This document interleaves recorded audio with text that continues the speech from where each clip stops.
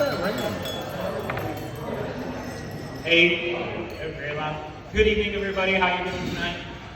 I feel like a lounge singer. It's a fantastic jacket. I love it. Always wanted to wear a white jacket. But first of all, I want to say, the classic. Thank you guys, everybody, for coming. This night has been amazing so far. I can really imagine it's going to get better. Stephanie, you look absolutely amazing. Ross, I love you, man. So for those of you who don't know me, I'm Ross's older brother, Brett. My wife is Angela, right here. And I got my two boys, Ellis, the younger one, and Owen, the older one. He's 6. Raising 2 boys has been pretty interesting for me. It kind of reminds me of when Ross and I were growing up. Because Ellis is the younger one, and he will come at Owen with reckless abandon. And sometimes it's all that Owen can do is to just defend himself. I remember when I was in that position, and my dad always came up to me and said, "Hey, look, you're definitely bigger than he is, and you have to be able to protect yourself." Because, folks, you might not know, but Ross was a fighter when he was a little kid. Furious fighter. So my dad always said, look, you can never really go full speed on your brother, just so you don't want to hurt him. So I took that to heart. But Ross must have either been given a separate set of instructions or just completely didn't understand any of the messages that my dad was saying, and he would always come at me like crazy. But it was only for when it was something that he really, really wanted.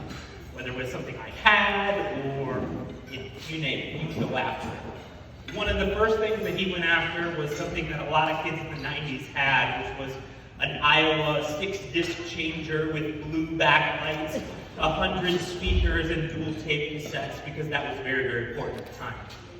So Ross saved up all his money. He might have stolen from me a little bit, but he eventually got it. He went full speed. He earned his money. He bought it. It was amazing.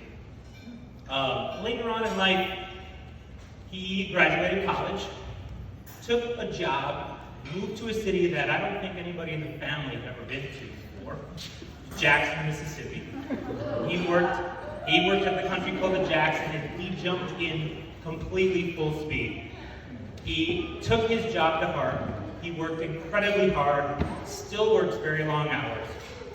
And in his first year there, he led the first PGA tour, I believe, that the club has ever had, which was incredibly impressive.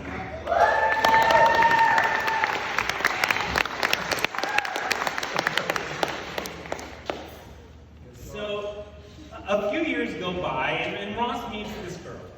And again, Ross going full speed was always something, like I said, he really, really wanted. When he met Stephanie, he went on the first date, and you can probably guess who the very first person he called after that date was, right?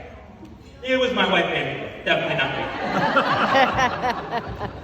me. He said to Angela, "Look, I don't know what I'm supposed to do. Am I supposed to call her? Am I supposed to text her? Am I supposed to wait a week? What's supposed to happen?" Angela, being as direct as she is, and I'm going to tone it down. The children said, "Forget all that stuff about waiting, and if you like her, you text her tonight, tell her about what a great time you had was, and then you call her tomorrow." Well, he did exactly that. Less than a year later, they're already talking about a proposal. So this was something that Ross definitely wanted to go full speed for. He went after something that he wanted with reckless abandon, I guess you could say. But what I want to say is, I think all of us should live life like that. And so, let's raise our glasses. Here's to going full speed, living life to the fullest. Congratulations, Ross and Stephanie. Cheers.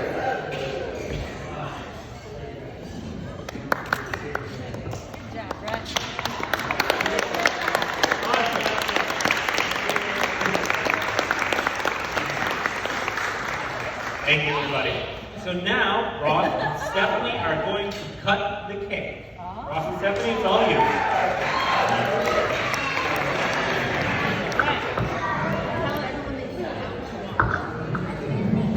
everybody is allowed to go outside and watch.